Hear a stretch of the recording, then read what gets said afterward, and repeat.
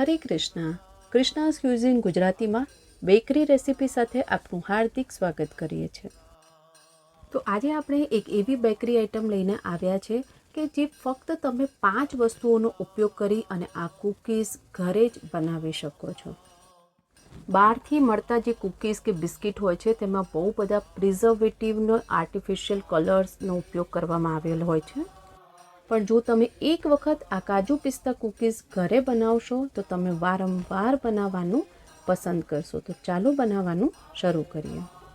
તો સૌપ્રથમ આપણે લઈ લઈશું 200 ગ્રામ જેટલું અનસોલ્ટેડ બટર અને રૂમ ટેમ્પરેચર પર હોય તેવા બટરનો ઉપયોગ કરવાનો છે. હવે તેમાં ઉમેરીશું 100 ગ્રામ જેટલી દળેલી ખાંડ અને બંનેને સરસ રીતે બીટ કરવાના છે, એટલે કે આ રીતે મિક્સ કરીશું કે જેનો કલર અને ટેક્સચર બંને ચેન્જ થઈ જશે. આ રેસીપીમાં આપણે જે પણ ઇન્ગ્રેડિયન્ટ્સ કે વસ્તુઓનો ઉપયોગ કર્યો છે તેની મેઝરમેન્ટ સાથે તેનું લિસ્ટ ડિસ્ક્રિપ્શન બોક્સમાં આપેલ છે.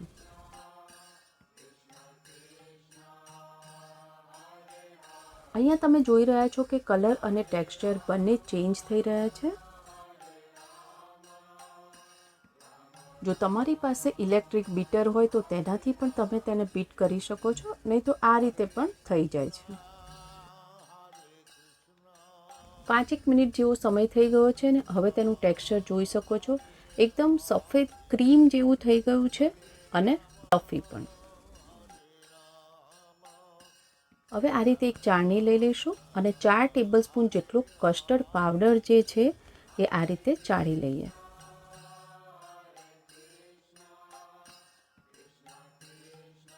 હવે 250 ગ્રામ જેટલો મેદો લીધો છે તેને પણ આ રીતે ચાળી લેવાનો છે.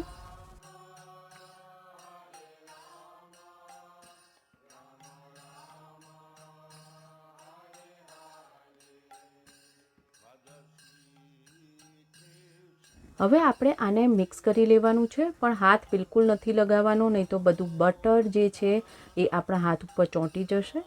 જેથી કરીને આ રીતે સ્પેચ્યુલા કે કોઈ ચમચો હોય તેની મદદથી આપણે બધું જ મિક્સ કરી લેવાનું છે.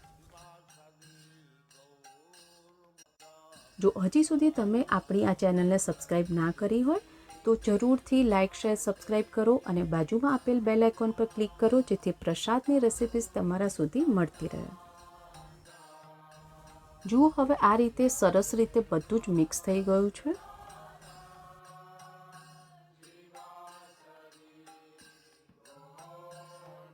હવે અહીંયા 5 કપ જેટલા સમારેલા કાજુ અને પિસ્તા લીધા છે. તમે બદામનો પણ ઉપયોગ કરી શકો છો અને આ રીતે તેને હલકા હાથે મિક્સ કરવાનું છે. જેમ લોટ બાંધીએ તેવી રીતે મિક્સ નથી કરવાનું. સરસ રીતે આ કૂકીઝનો લોટ બંધાઈ ગયો છે. હવે તેમાંથી થોડા પોર્શન લઈ અને તેને આ રીતે ગોળ બનાવી અને હલકા હાથે તેને થોડાક દબાવી દેવાના છે.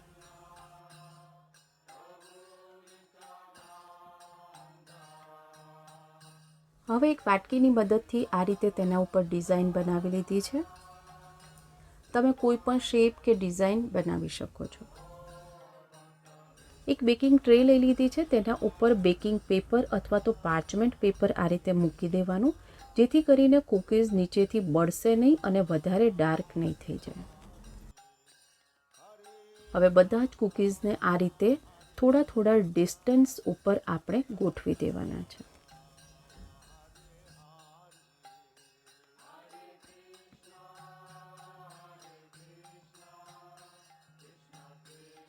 ઓવનને આપણે 170 ડિગ્રી સેલ્સિયસ પર 5 મિનિટ માટે પ્રીહીટ કરી લેવાનું છે અને તેને બેક કરવા માટે પણ 170 ડિગ્રી સેલ્સિયસ પર 15 થી 20 મિનિટ માટે બેક કરીશું.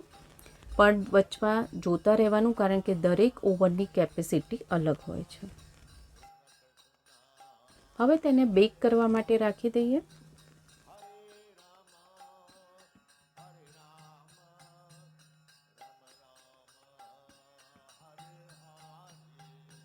અહીંયા 18 મિનિટ જેવો સમય થઈ ગયો છે.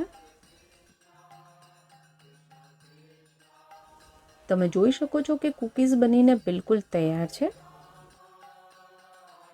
હવે આ કૂકીઝને આપણે એકદમ ઠંડા કરી લેવાના છે.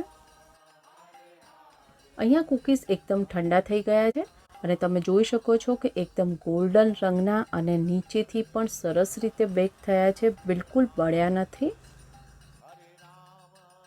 કૂકીઝને ઠંડા થયા પછી એરટાઇટ કન્ટેનરમાં ભરીને તમે 1 મહિના માટે તેને સ્ટોર કરી શકો છો. તુલસી પત્ર પધરાવી અને ઠાકોરજીને ભોગ અર્પણ કરીએ. અહીંયા તમે 25 જેટલા કૂકીઝ બનાવી શકો છો. ઠાકોરજીને ભોગ લગાવી દીધેલ છે. ભોગ લગાવી દીધેલ છે અને કૂકીઝ એકદમ પરફેક્ટ એવા બન્યા છે. જો તમે આ બધી જ પ્રસાદની રેસિપીઝ ઇંગ્લિશ અથવા હિન્દીમાં જોવા માંગતા હોય તો બંને ચેનલની લિંક અમે ડિસ્ક્રિપ્શન બોક્સમાં આપેલ છે. આપો સાથે મળીને જપીએ હરે કૃષ્ણ કૃષ્ણ કૃષ્ણ હરે હરે, હરે રામ રામ રામ હરે હરે.